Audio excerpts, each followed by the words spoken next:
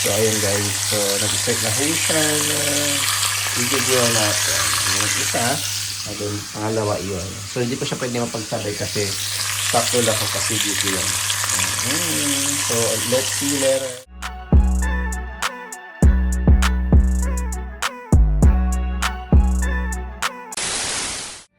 Hello mga kabeshi. Ayan, good afternoon. Happy Sunday. So, kung nakikita itong ginagawa ko for today, itong aming lunch, ayan. So, we have a ribeye. Ribeye ba to? Sirloin stick ba to? So, yung isa nito is maabot ng half kilo. And then, ito ata half kilo din. So, yun yung ulam namin ngayong linggo. So, ngayon is bago natin i-grill, lagyan muna natin ng salt para lumasa siya.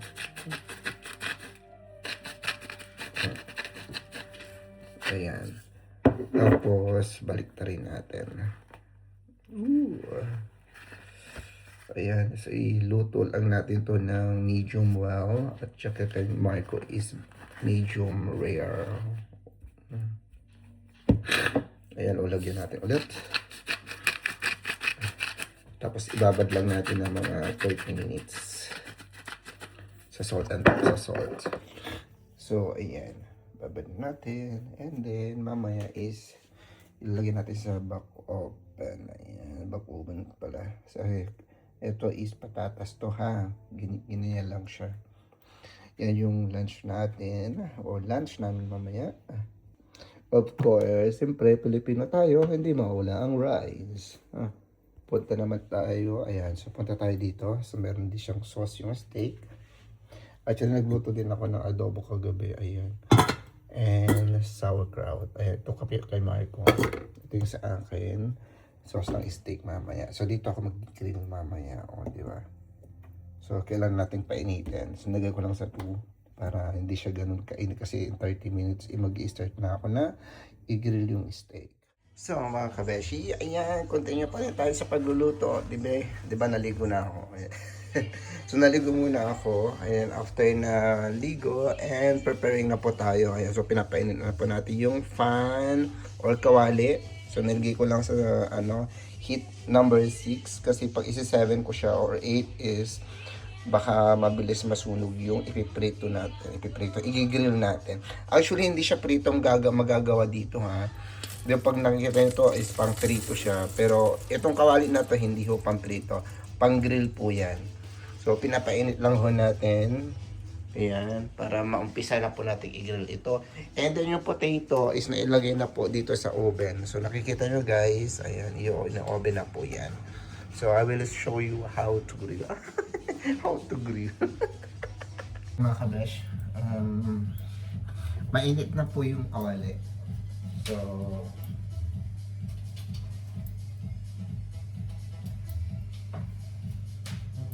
ayan, so mainit na siya.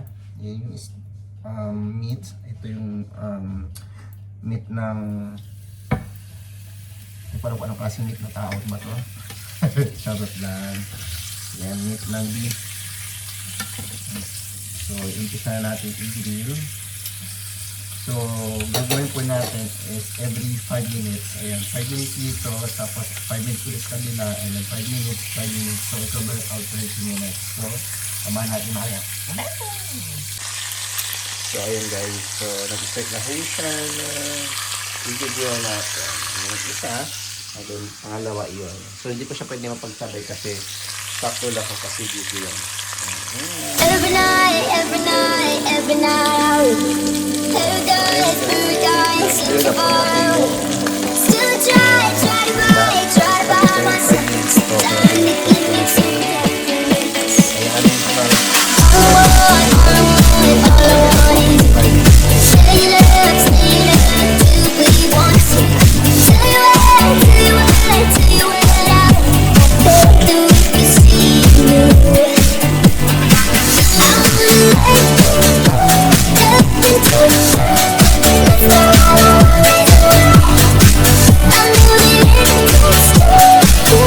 I'm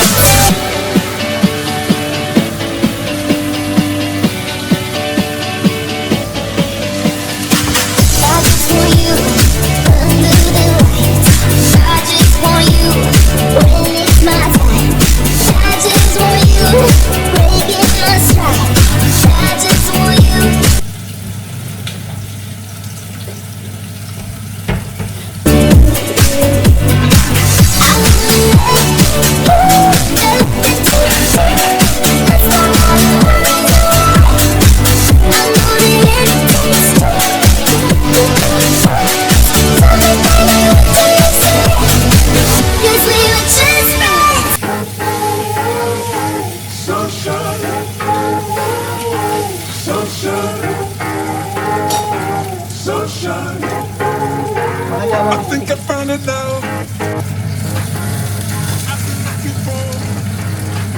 So ayan mga kaneshi, tapos na yung 5 minutes dito.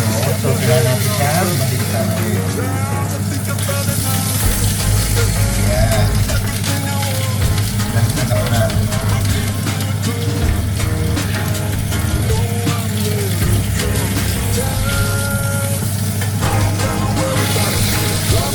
Ayan. So, natin na rin tayo. Ito naman po tayo na 5 minutes. Baka may sinabi na talaga yung mga yun. Kung nalabas lang ako, gusto, ano, naprangkas ulit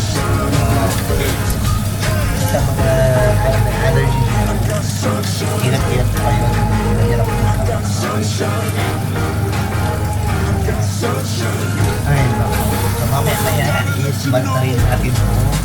Hey, wait para po tayo ng time para mabalik lang natin ito. So, gusto kasi yung kasama ko may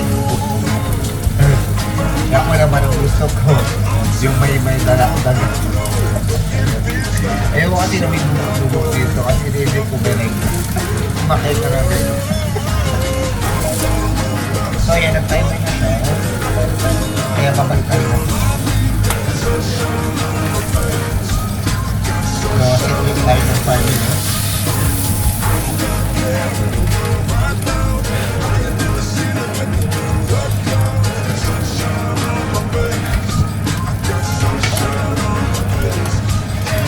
Ayan, sit with tayo ng 5 minutes. Sunshine. I got sunshine. I got sunshine. Kapag naluluto Let tayo you know. I got sunshine. I got sunshine. I got sunshine. I got sunshine. dito. So, tingnan niyo mga kabesh.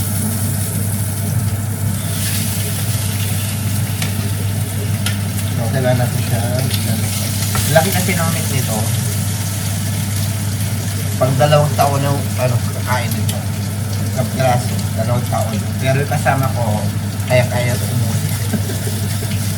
Sa laki pa naman niya, Diyos ko. Kaya-kaya dito.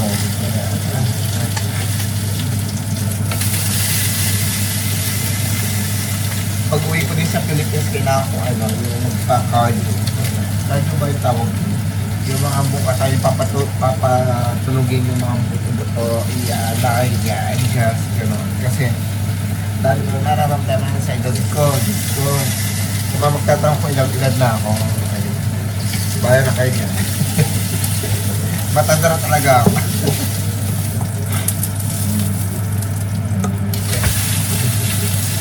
Matanda na ako eh, kaya kailangan natin pa-adjust ang mga buto-buto.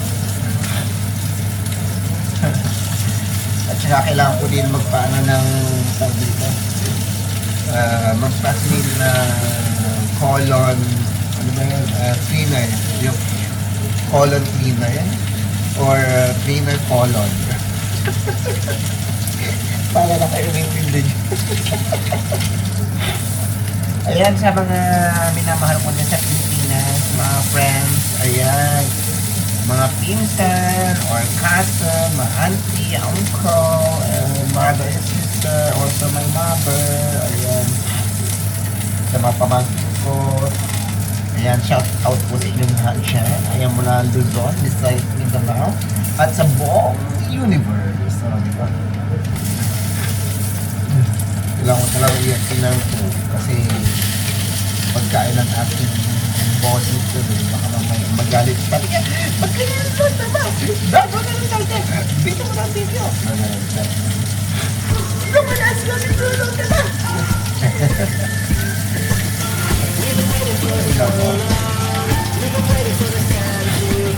So ayun mga kabesh, update ko kayo mamaya.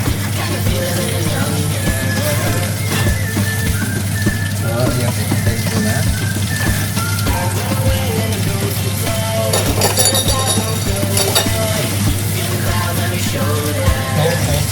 Pagkain ko.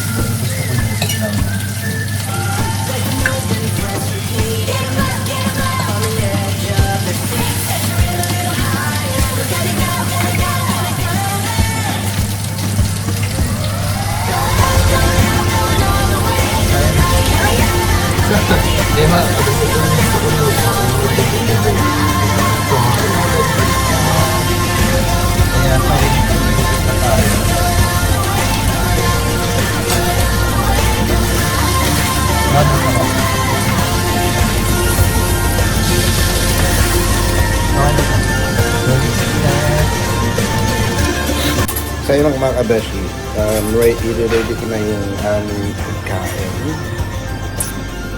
So,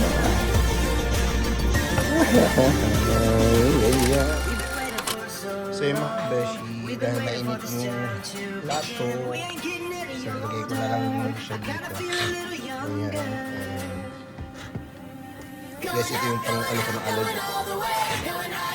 Yung sa balat. Ang pag-init ano ng alod sa balat. So magre-ready yung pagkain.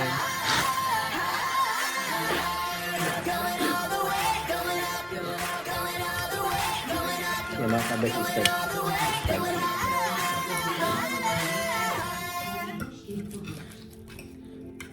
Sie blickt auf eine 9000 Jahre lange Geschichte zurück und stellt heute ein einzigartiges, unerschöpfliches Zeugnis der Ghana Geschichte dar. Ganito mga kabeshi, pag weekend, Zwischen dem ganito yung mga ulam namin. Christus war Byzos auf dem Höhepunkt ihrer Macht. Nach zahlreichen Ausgrabungen an dieser Stätte glaubte die Wissenschaft, alles über die Glanzzeit dieser Stadt zu wissen. So mga kabeshi, Doch vor einigen Jahren nandito na ang aking video for today. Archäologenteam Kasi kain muna ako, para papupo sa pagkain ko. So, thank you so much for watching. und machte dort eine See you again to the next one. Entdeckung. Nabusog ako mga besh. Hello. Mabutan na lang natira.